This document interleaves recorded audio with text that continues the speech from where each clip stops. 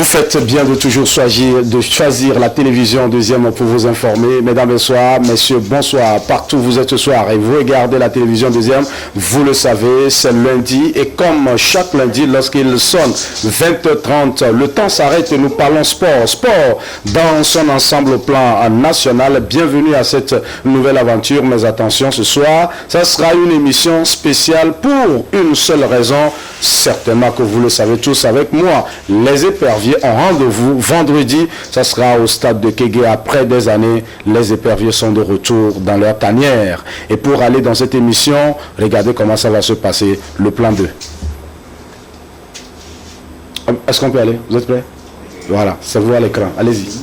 Vous avez 30 secondes seulement pour dire bonsoir aux téléspectateurs. Voilà.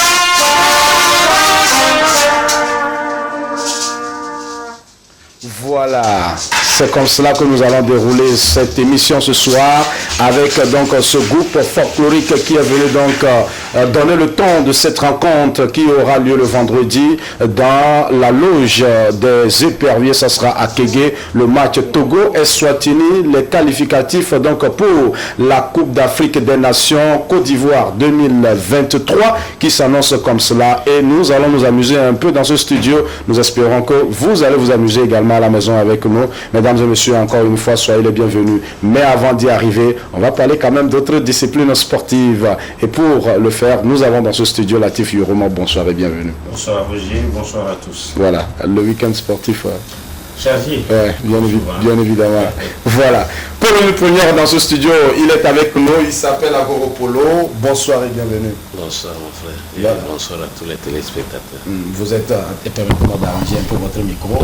Voilà, vous êtes le premier vice-président de la Fédération togolaise de cyclisme. Excellent. Voilà. Exact. Le vélo togolais se porte bien? Oui, je crois qu'il démarre bien maintenant. Voilà, il démarre bien. Entre-temps, il a arrêté, maintenant il repart bien. D'accord, merci. Merci d'avoir accepté notre invitation. Allez, on va aller donc à plein pied dans notre débat de ce soir. Monsieur, vous allez rester debout, hein. Vous allez rester debout jusqu'à la fin, il n'y a pas de souci. Après, on va sortir, voici un peu de l'eau là, et puis on va arroser le pied. Allez, voilà, le premier sujet dont on va parler dans cette émission, on va parler de l'athlétisme, puisque le chargé à la communication donc, est avec nous, si je ne m'abuse pas, parce que la dernière fois, j'ai annoncé quelqu'un comme ça, il a dit attention, faut pas mettre le truc là sur moi. Il a suivi l'étude. Alors, les Togolais sont donc sont partis, ils sont 4, en tout cas, vous êtes la personne la mieux placée pour nous en parler. On parle des championnats d'Afrique d'athlétisme, de quoi il s'agit? Oui, merci Roger. Le Togo est sur plusieurs fronts en ce mois de mai, puisque déjà du 19 au 21 mai dernier, le Togo était à Cape Coast, au Ghana, avec 11 athlètes U18, U20. Il y avait 7 athlètes féminins et puis 4 jeunes, 4 garçons qui étaient là. Ça, c'était pour le championnat de la région 2. Vous savez, la Confédération africaine d'athlétisme est subdivisée en plusieurs régions. Okay. Voilà, la région 2, c'est celle qui est composée de 15 pays de la CEDEAO. Donc il y avait 10 pays qui étaient arrivés à Cape Coast pour cette compétition. Donc le Togo est revenu avec 3 médailles de bronze. Et puis derrière, il y a également 4 athlètes qui ont été donc sélectionnés par la Fédération togolaise de l'athlétisme pour cette fois-ci les 22e championnats d'athlétisme senior. Ça va se dérouler donc en île Maurice. La compétition a lieu du 8 juin du 8 au 12 juin. Mais déjà, les athlètes qui vont arriver sur place, ce sera la crème des athlètes africains. ces athlètes-là auront droit à un camp international, donc à un camp d'entraînement. C'est à l'initiative de la Conféges, la Confédération des ministres de la jeunesse, de la francophonie, de l'espace francophone. Et donc les 4 athlètes togolais, il y a 4 athlètes, 2 sauteurs, il y a Simklina Lazare et puis Isaka Faiza, les 2 sont pensionnaires donc, de l'EDC Lomé. Et puis 2 sprinteurs, il y a une jeune demoiselle Koumedina Judith qui aujourd'hui fait quand même elle a la figure de proue lorsqu'on parle des sprinteuses au Togo. Elle était aux récents Jeux olympiques de la jeunesse, c'était en Argentine. Et donc elle sera accompagnée par Nayo Meda, qui Koumedina aussi est donc du centre de développement de l'athlétisme africain. Donc les 3 sont donc de EDC Lomé. Et puis Nayo Meda, lui c'est le meilleur sprinter togolais depuis 2 saisons. Et donc ça fait 4 athlètes choisis par la fédération qui sont tous partis donc de Lomé et qui ont pris le vol à Accra le jeudi. Donc qui sont arrivés à Port-Louis, la capitale mauricienne, en passant par Johannesburg. Et donc ils sont arrivés et ils ont démarré le camp d'entraînement le 28 mai dernier. Ce camp a lieu donc du 28 au 6 juin. Voilà. Tous les athlètes vont passer par donc, ce camp pour s'aguerrir avant donc de lancer le championnat. Non, le camp a lieu à Port-Louis, à Maurice, et puis la compétition de championnat également se déroule. Donc les 4 athlètes sont conduits par le directeur technique national. Monsieur Ama et Solakina, et donc ça fait 5 membres de la délégation qui sont partis.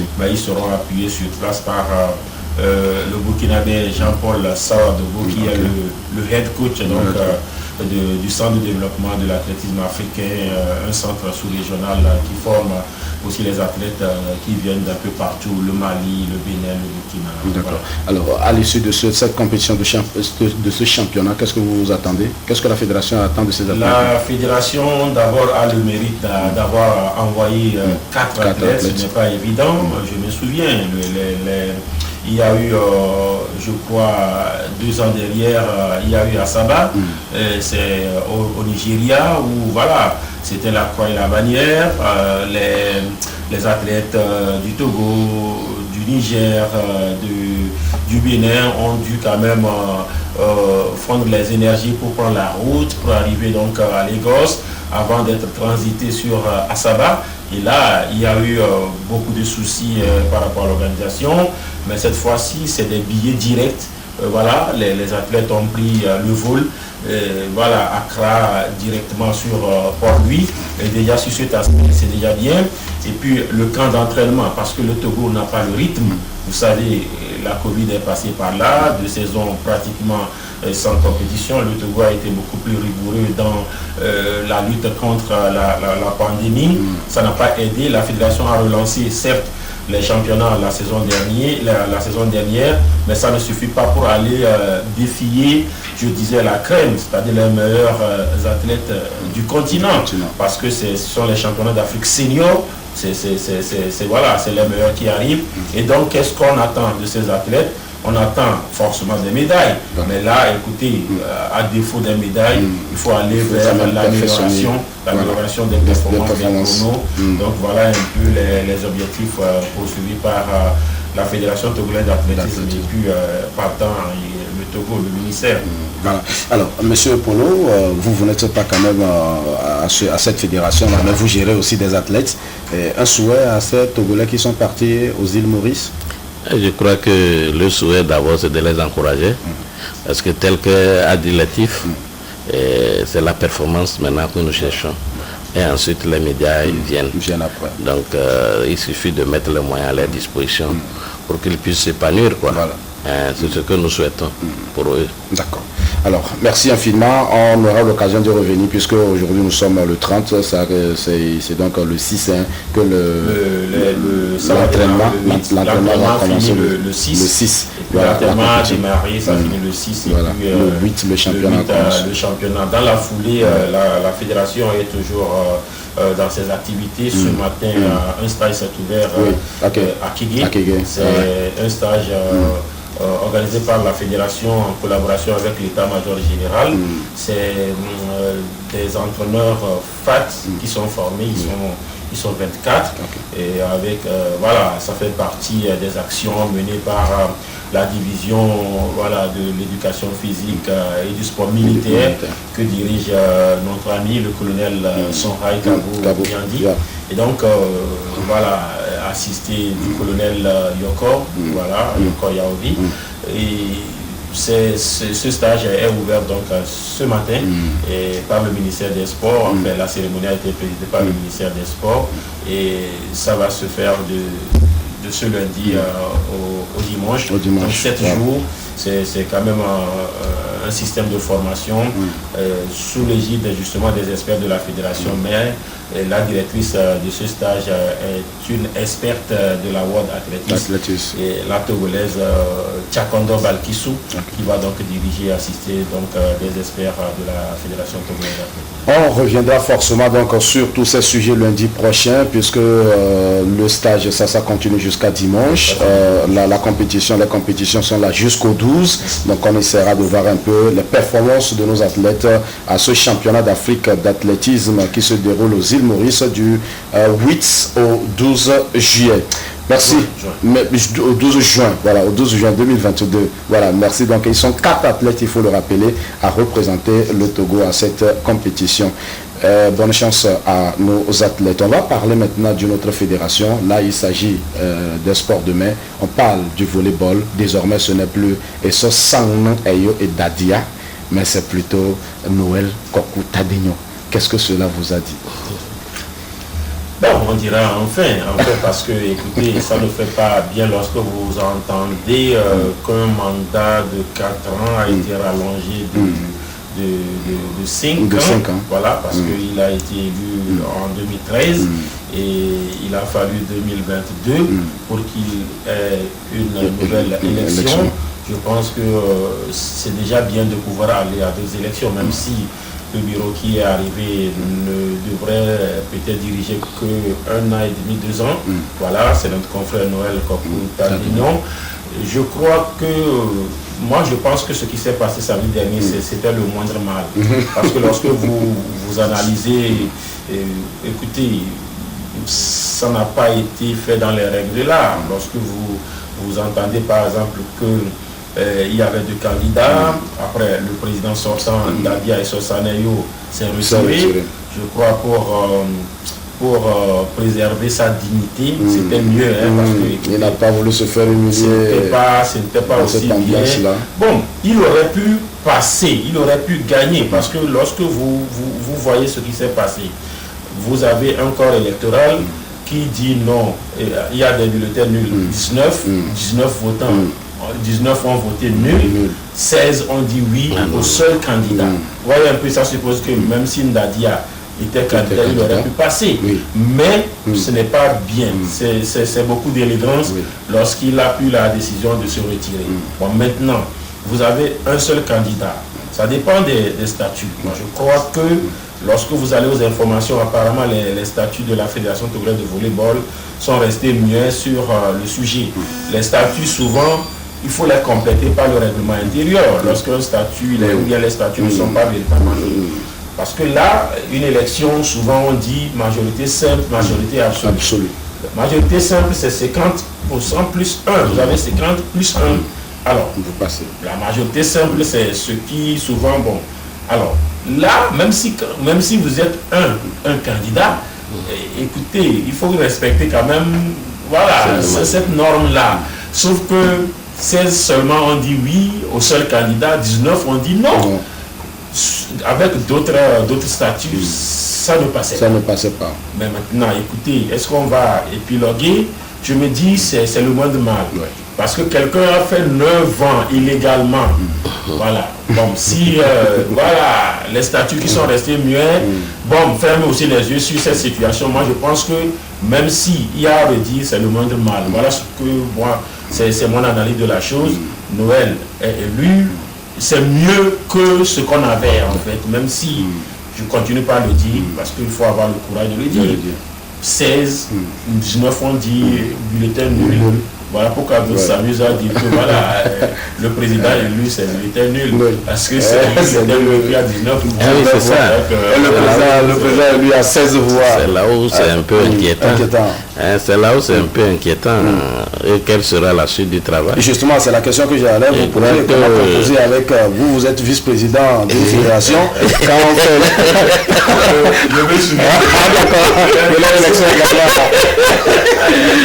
Je crois que dans cette situation, le président doit savoir conquérir les autres qui ont voté blanc. Doit savoir chercher les raisons pour lesquelles ils n'ont pas voté, ils ont voté blanc. Et faire au moins un lobbying. Savoir ce qu'il faut normalement. Parce que c'est qu'à quelque part, quelque chose n'a pas marché. Ça veut dire que celui qui est à côté, il ne s'est pas présenté. Jusqu'alors, il est toujours président. Parce qu'il a la majorité. Qu'est-ce qui prouve que lui, en étant voté, les 19 là, parmi les 16, il n'y aura pas d'autres qui vont le voter encore. Donc, ça là, nous souhaitons que tout marche.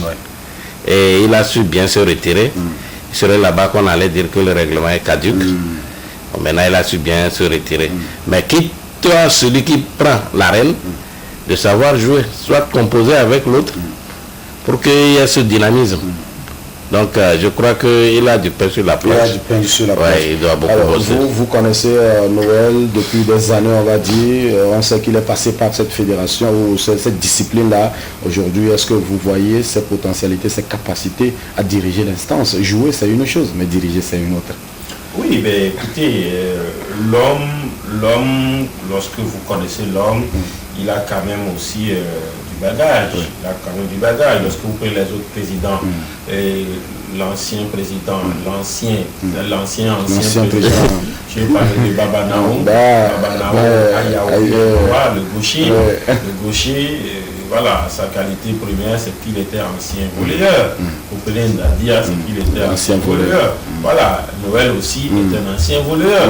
Il a été non seulement ancien volleyeur, il a été aussi président de la Ligue Lomé Commune, même si cette Ligue-là n'a pas pu organiser quelque chose. C'est-à-dire que c'est sous, justement, lui, c'est sous, voilà, cette mandature allongée de 5 ans, ça n'a pas été, bon, maintenant, au-delà de tout cela, Noël joueur, Noël ancien président de Ligue, Noël, c'est quand même un journaliste international qui, quand même, tout le monde connaît Noël. Noël a beaucoup de ramifications un peu partout.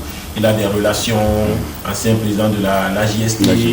Je pense qu'il peut quand même essayer, même si on sait que, voilà, diriger, c'est autre chose. Mais si je me dis qu'il a eu déjà à diriger d'autres associations, le volleyball reste aussi une association. Maintenant, c'est à lui de voir ce qu'il faut, parce que ici, ça nécessite beaucoup de moyens. Le président est là, il sait ce qu'il sait. Diriger des journalistes, on n'a pas de compétition chaque mois. Mais ici, il faut aller aux compétitions, parce que c'est cela. Il est arrivé pour cela. Il n'est pas arrivé pour dire, bon, voilà. Il faut aller aux compétitions, parce que ça ne joue plus au volleyball. Donc, il faut aller aux compétitions. Il faut aller chercher de l'argent. Donc, on espère que ces relations vont l'aider et qu'il fera mieux quand même que... Parce que je me dis, Noël, quoi qu'on dise, il va marquer un point. Parce que quand vous sortez, vous n'avez même pas fait de fondation. Celui qui vient, il fait une fondation. Voilà, il est mieux que... Voilà. Alors, avoir la matière, c'est une chose, mais avoir les moyens pour matérialiser cette matière... C'est ça qui est très important.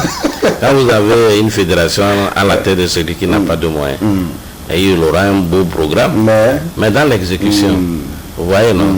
C'est comme ça. Ailleurs, c'est on a eu la chance d'avoir de bons présidents qui ont des moyens, et ça a relancé. Sinon, ça serait resté lettre morte. Je crois que ce que nous allons nous souhaiter, c'est d'avoir les moyens. Et que ce qui m'étonne un peu, tel que Latif a développé, il a tant de relations, il a tant de potentialités. Normalement, il devrait avoir plus que 16. C'est pourquoi les 16 là, je me demande, est-ce que c'est parce qu'on ne l'a pas encore vu à l'œuvre qu'on doute? Et on n'a pas voté. Il y avait un souci, parce que le corps électoral même était un souci. Le corps électoral faisait partie de ce qui bloquait même le processus. Parce que le corps électoral n'était pas volumineux au récent, au tout dernier congrès de 2013. Mais alors, au congrès de 2000, le congrès reporté, le corps électoral est devenu volumineux avec des clubs. Vous ne faites pas d'activité, mais les clubs s'élargissent. Comment on peut comprendre ça? Alors qu'un club, c'est les activités. Voilà. Ça. Et donc, c'est ce que j'ai dit, il a du travail à faire. Il doit au moins tchatcher les présidents, ceux qui ont voté bulletin blanc, et leur donner les moyens de faire des activités. Les activités qu'ils ne font pas là, je crois qu'ils sont crispés.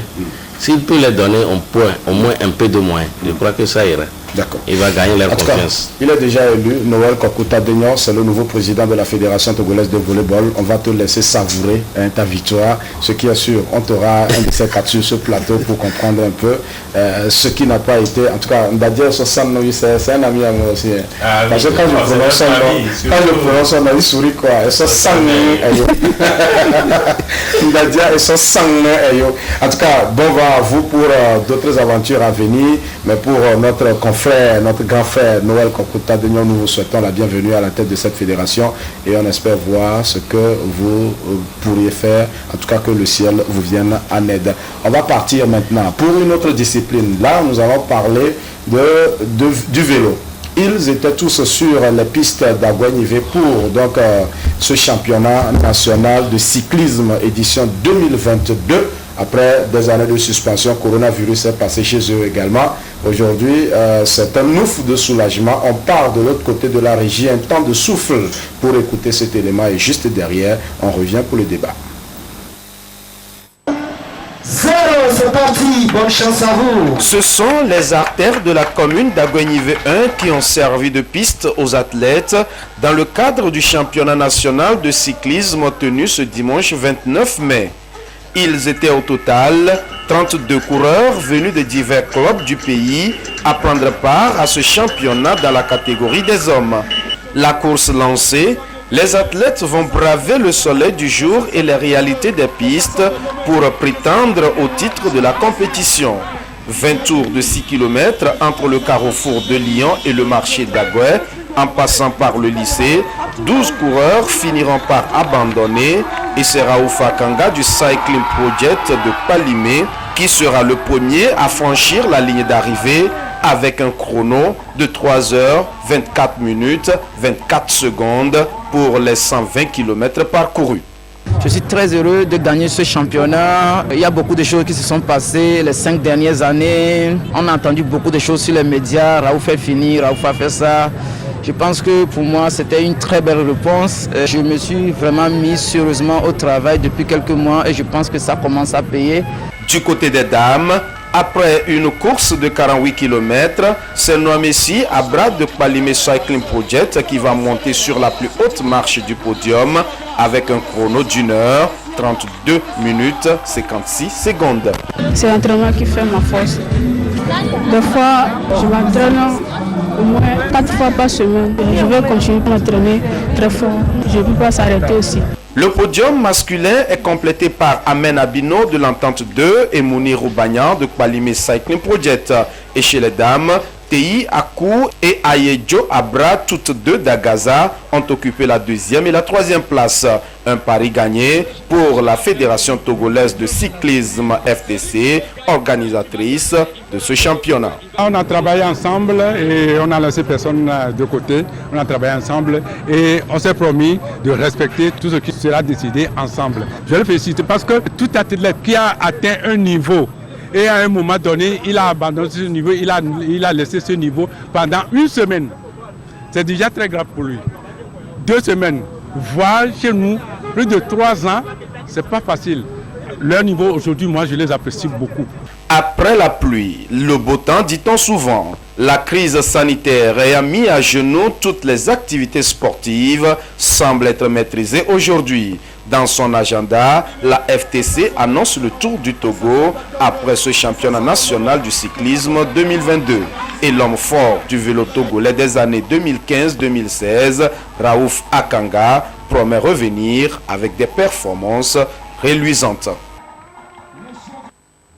Et voilà donc de retour dans ce studio pour la suite de cette émission. Vous êtes bien évidemment dans la 2 Sport sur votre chaîne de proximité, la télévision deuxième. Nous parlons à présent donc de ce championnat et c'est bien vous, M. Agoropolo, premier vice-président de la FTC, qui est bien placé pour nous en parler. Comment a été l'organisation?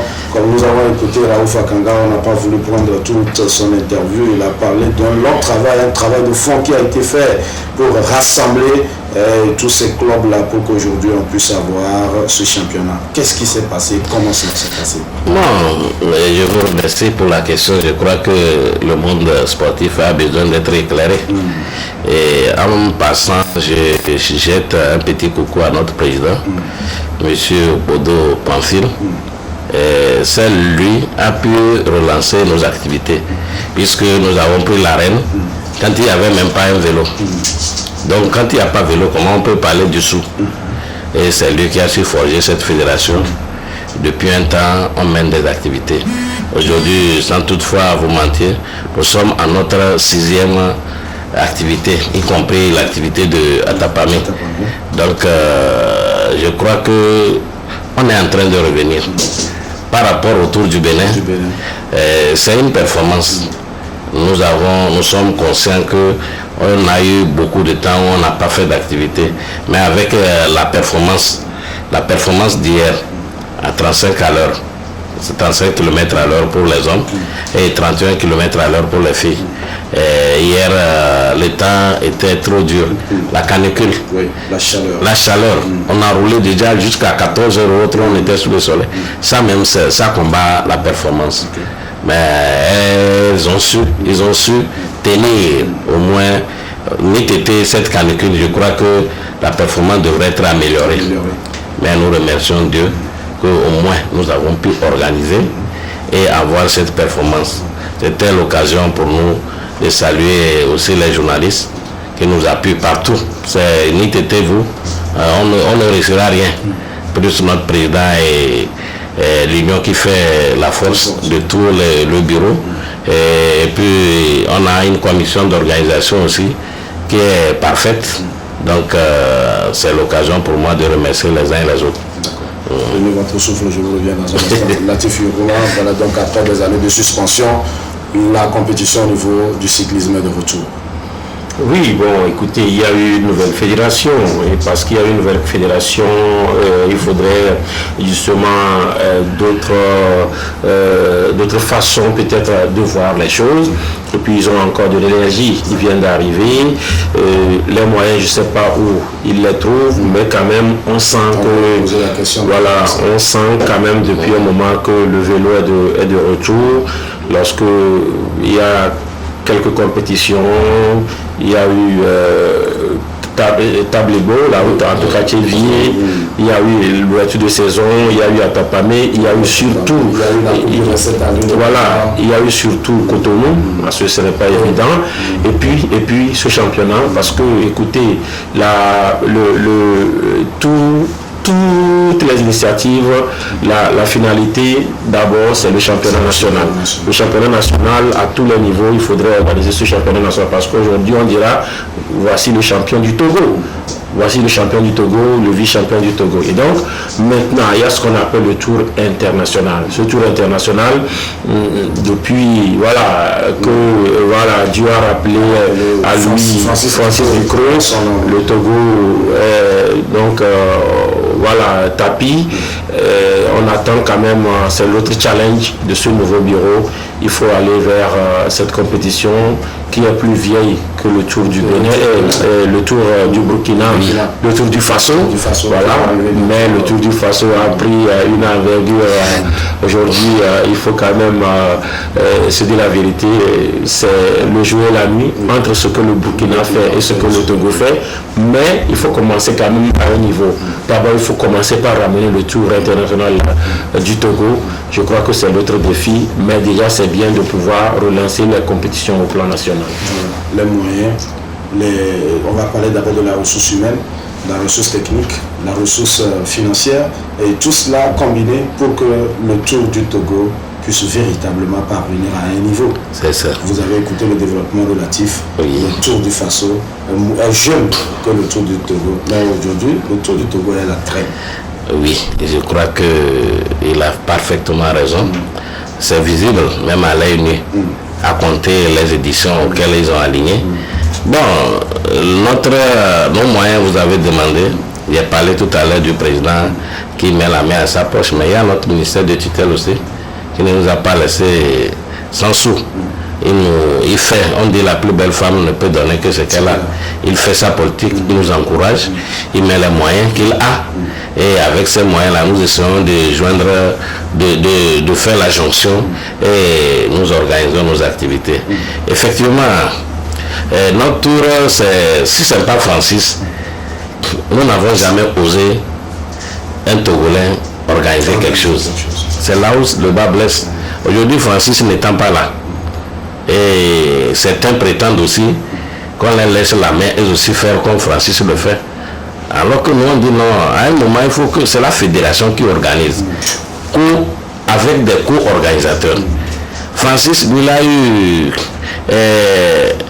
une assurance, il a eu des relations qui lui permettent lui seul d'aller vers les sponsors et plaider et avoir de l'argent. Et maintenant qu'il n'est plus là, je crois que c'est l'occasion que la fédération saisisse pour rebondir, organiser, même s'il y a des co-organisateurs, là on fera ensemble. Mais le problème maintenant, la ressource humaine, nous l'avons. Maintenant c'est les finances. Alors que les finances, c'est ça le nerf de la guerre. Et maintenant nous allons demander à nos sociétés d'État, à nos frères togolais qui pilotent les sociétés, au moins une fois de faire confiance à un Togolais. Au moins une fois en allant. S'il donnait 20 millions ou 40 millions, c'est-à-dire que donner la moitié au Togolais, voir si, qu'est-ce qu'il va pouvoir produire. Et c'est ça qui est maintenant notre difficulté. Et les directeurs sont hésitants. Ça va aller, ça ne va pas aller.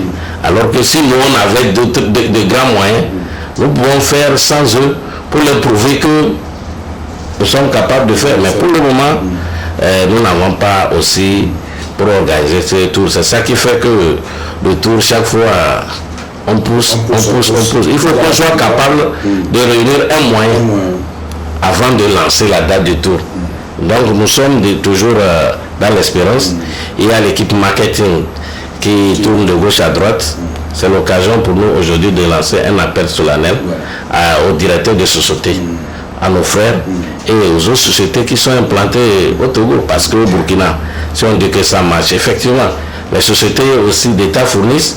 Et puis les sponsors, c'est ça qui fait la force du Tour du Faso. Donc nous allons plaider, nous allons supplier nos frères de mettre la main à la poche et d'essayer au moins une fois. Vous savez, c'est ça que nous souhaitons aujourd'hui. D'accord. Mathieu Fioroma, vous avez écouté le cri de cœur du vice-président quelque part. Est-ce que c'est un manque de volonté? Est-ce que c'est un manque de confiance? Est-ce que c'est une nonchalance? On n'a pas d'intérêt dans cette activité-là, ou bien c'est parce qu'on a peur, si on injecte de l'argent, de façon dont ça sera géré là. Entre nous Togolais, on se connaît. On se connaît comment? Je m'inscris en faux par rapport à ce que les gens pensent, que le président cesse peut-être de se culpabiliser. Ce n'est pas seulement au niveau du cyclisme. Et regardez les autres sports. La discipline, c'est-à-dire le sport, le football. Ils mettent combien là-bas? Voilà, c'est ça le problème. Mais quand il s'agit de l'étranger qui arrive, écoutez, quand le roi est venu ici, et la brasserie et autres, on lui a remis des sous pour organiser ce que vous vous savez, vous voyez un peu. Alors, et quand Ducreux arrive, à son âme, écoutez, des fois, c'est le sponsor qui l'appelle. Bon, c'est parce qu'on n'est pas sérieux nous-mêmes. Ce n'est pas une question de confiance. C'est nos sociétés font, c'est des sociétés de l'État. Donc, quelque part, l'État même n'a qu'à se poser la question. Qu'est-ce qui se passe? Qu'est-ce qui se passe? Parce que moi, je me dis, écoutez, même en football, si vous n'êtes pas sérieux, en football, ils ne sont pas sérieux, volleyball, ils ne sont pas sérieux, ils n'en donnent pas. Alors que c'est l'État qui peut dire à ces sociétés, mettez de l'argent, au moins accorder le bénéfice du doute aux gens. Que ces sponsors donnent de l'argent. Si le retour n'est pas bon, alors ils peuvent dire que, écoutez, l'année dernière on a donné, ça n'a pas été, on ne le fait plus. Mais là, du coup, décède et tout, voilà, c'est fini. Ce n'est pas bien. Donc, c'est cela quoi, que nos dirigeants sachent que véritablement, aujourd'hui, le pont entre tout ce qu'ils veulent et puis la stabilité et tout, c'est le sport. Il n'y a pas autre chose. C'est le sport. Écoutez, quand le cyclisme, on le dit, c'est le seul sport qui va vers les gens. Donc, c'est le seul sport qui va vers les gens. La population se sortit. Votre image, c'est le cyclisme qui l'amène vers les gens. Ce n'est pas que vous êtes là, des gens n'ont qu'à venir voir. Plutôt, on prend votre image, on amène vers les gens. Il faut qu'ils donnent de l'argent. Il a dit, s'il donnait 1000 francs, ils n'ont qu'à au moins donner 500 pour voir si ça sera fait ou pas. Écoutez, les gens ont fait des deals avec du cru. Peut-être ils ont peur de faire les mêmes deals avec nous, les Congolais, parce que peut-être que ça va se passer. C'est des deals. On sait ce qui se passe. Du coup, des fois, c'est les sponsors même qui l'appellent. Mais vous êtes où? Parce qu'il faut mener l'activité pour que chacun puisse. Voilà. Maintenant, ils n'ont qu'à reconduire les mêmes deals. Vous aussi, sachez qu'on a des deals. Est-ce que vous êtes là? C'est le phénomène qui est en place. Partout, il y a des deals. Ça, c'est de nous faire confiance au moins. Donc, quand nous essayons, au moins une fois voir. C'est cela. D'accord. Alors, notre patience a tellement duré. Monsieur Agropolo, nous allons vous libérer avec espoir de vous retrouver peut-être dans nos prochaines émissions. Là, nous allons accorder le temps pour la mobilisation, puisque vous avez fini votre événement. Mais eux, ils démarrent vendredi. Donc, merci d'être passé sur le plateau. Vous avez un dernier mot? Non, je crois que c'est de souhaiter bonne chance à nos éperviers, parce que j'ai été footballeur. Il y a plus footballeur avant d'être cycliste, c'est la présidence. Je n'ai jamais pédalé, mais la faute de durer avec la fédération de cyclisme en son sein, je maîtrise plus le vélo que le football que j'ai pratiqué. Donc nous ne pouvons que souhaiter bon vent à nos éperviers et on voudrait qu'ils rebondissent. Comme par le passé, ils nous ont donné la joie. Le Togolais veut attendre ça, il veut revoir ça. Alors avec le nouvel entraîneur, vous avez espoir? Non, vraiment, sincèrement, je n'ai rien à voir avec lui, je n'ai rien contre lui, ni contre Claude. C'est la performance sur le terrain que l'on veut. Et déjà, avec les petits résultats qu'il a glanés, on a de l'espoir. Moi, j'ai de l'espoir parce que quand à voir l'équipe jouer, au moins on sent de la motivation, on sent un engagement, on sent une équipe qui veut gagner. Donc, je souhaite que tous les supporters, tous les Togolais se mobilisent devant et derrière cet entraîneur pour qu'au moins ça décolle. Merci beaucoup. Vous allez rester sur le plateau avec nous pendant que voilà, ils vont donner le temps, l'espoir entre le football et la musique. Il n'y a pas assez d'espace. Donc, on va leur donner le temps de souffler dans les trompettes. Voilà. Et bien,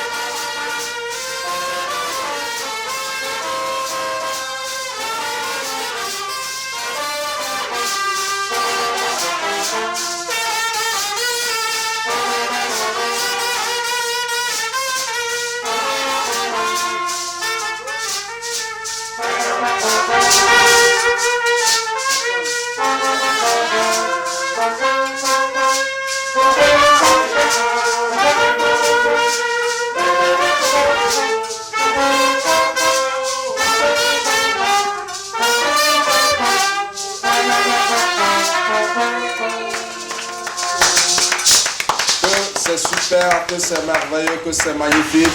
En tout cas, c'est l'avant-goût, hein. C'est comme cela que ça va se passer donc vendredi au stade de Kégué, le stade renoue avec ses joueurs, son public et ses supporters, ses groupes on va appeler ambianceurs. Ils sont de retour au stade, ça nous a manqué apparemment. Latif Yorima. Ah oui, vous savez, lorsque vous jouez dans un stade sans spectateurs, c'est un souci, et lorsque vous jouez surtout sans supporters, parce qu'il faut des fois mettre la différence entre spectateurs et supporters. Alors, à un moment donné, c'était dans des stades vides, sans spectateurs, sans supporters. Et donc aujourd'hui, voilà, la nouvelle, c'est que le Togo va rejouer devant son public. Dans ce public-là, on ne dira pas que ce n'est pas il faut dire qu'il va jouer contre Boulessou. Ici, c'est le Togo qui jouera. Donc, tous ceux qui seront au terrain ne seront pas des spectateurs, mais ce sera des supporters. Voilà. Amavi Dezo, vous êtes donc le président de ce groupe-là. Ça vous a manqué, l'ambiance dans le stade? Franchement, d'abord, je dis coucou aux spectateurs et tout le public togolais. C'est vraiment, ça nous a manqué, ça nous a vraiment manqué. Mais hélas, il n'y a pas autrement. Hélas, c'était la situation, il fallait accepter. On ne peut rien. Voilà, donc le match Togo-Eswatini, ça sera donc la première journée des éliminatoires de la Coupe d'Afrique CAN Côte d'Ivoire 2023. Vous êtes déjà fait pas pour soutenir les événements? Nous, on a déjà profité, vous les voyez en même temps, on est déjà prêt. C'est pourquoi on a accepté de venir dans le studio pour montrer que vraiment la victoire de demain est certaine. Choisir peut jouer, mais nous on va les gagner. Je sais que nous serons qualifiés. Voilà, d'accord. Ça c'est l'œil d'un profane. On va tourner beaucoup plus vers un technicien du football. La victoire est garantie, la victoire est déjà acquise. Oui, vous savez, la fibre patriotique est là. Au-delà du fait qu'on soit certes des hommes de médias, il faudrait quand même se dire qu'en tant que Togolais, on attend tous la victoire des éperviers du Togo. Et lorsque vous voyez tout ce qui entoure l'organisation, la rigueur au niveau des joueurs, pour une première fois, le Togo a commencé le regroupement avant la semaine fatidique, parce que la semaine fatidique, c'est celle qui a commencé aujourd'hui. Et donc, des joueurs sont arrivés au nom surtout des championnats qui ont pris fin en Europe. Ils se sont entraînés, le staff technique a dû même donner 1 à 2 jours pour un petit repos, parce que le week-end ils étaient au repos, et puis les entraînements intensifs ont donc repris aujourd'hui. Demain mardi, il y aura une dernière séance avec public, et donc on sent quand même la détermination au niveau des joueurs. Le groupe est renouvelé à 50%. La détermination, là, tout le monde est conscient qu'on n'était pas à la CAN en 2019. Tout le monde est conscient qu'on n'était pas à la CAN en 2021. Tout le monde est conscient qu'on jouera à la fenêtre du Togo, c'est-à-dire à Abidjan. Lorsque vous quittez le Togo, même à moto, vous pouvez vous rendre à Abidjan, et donc ce sera donc inacceptable que justement on joue la CAN à Abidjan et que le Togo ne soit pas qualifié sur les 2 dernières éditions à 24 nations. Ce sera inadmissible. Voilà pourquoi je rejoins Amavi Dezo pour dire que la victoire elle est certaine. Elle est certaine. Voilà, la victoire est certaine. Le vendredi, donc le bal s'ouvre avec les Swatini pour la première journée. Après donc cette première journée, 3 ou 4 jours après, on part au Maroc pour le 7 pour aller jouer le Cap-Vert. Voilà les 2 premières journées. Donc sur ces 2 journées, le Togo pourra totaliser les 6 points. Le Togo pourra s'offrir les 6 points. Je pense que la chance aussi pour le Togo, c'est de pouvoir jouer les requins bleus, le Cap-Vert sur terrain neutre, parce que voilà, ce sera donc au Maroc que ça va se jouer. On sait que l'ogre donc de la poule du Togo, c'est le Burkina Faso, mais lorsque vous avez un Cap-Vert déjà quart de finaliste, souvenez-vous, en 2013, et puis qui était de la récente édition, qui a quand même fait des pas au niveau donc de la perfection de son jeu. On se dit que l'adversaire du Togo n'est pas que le Burkina, il y a également donc le Cap-Vert. Eswatini est le petit poussé dans la poule. on va commencer par régler donc l'affaire de l'Eswatini et puis derrière aller s'attaquer au Cap-Vert parce que ça, il faudrait prendre des points sur des adversaires directs. Il y aura 2 places. Les 2 places, c'est vrai, nous sommes en football, mais les 2 places vont se jouer entre le Cap-Vert, le Burkina Faso et le Togo. Et donc, il faut commencer à prendre des points chez les adversaires directs. Et donc, ces 2 premières journées sont donc capitales pour le Togo. Le Togo pourrait prendre 6 points et faire déjà un bond véritablement significatif vers donc Abidjan. Voilà, donc ça passe donc par la présence du public au stade le 12e homme. Et donc on s'en réjouit puisque le stade est ouvert au public. On parle de 15 000, c'est ça? C'est 15 000 places. Oui, 15 000 places. 15 000 places, vous savez, il y a un peu de doute à tous les niveaux. On dit que c'est la CAF qui a autorisé parce que le Togo est en train donc de finaliser les travaux. À mon sens, tout est fini. Mais là, on vous dira qu'il y a encore certains réglages à faire. C'est une occasion expérimentale. Et donc 15 000 au lieu de 30 000. Vous savez, au départ, quand Kégué était ouvert, on nous a parlé de 35 000 places. Après 35 000, c'est revenu à 30 000. Bon, aujourd'hui, c'est la moitié qui est accordée. Alors, on espère que déjà, même avec les 15 000, Eswatini ne fait pas 15 000.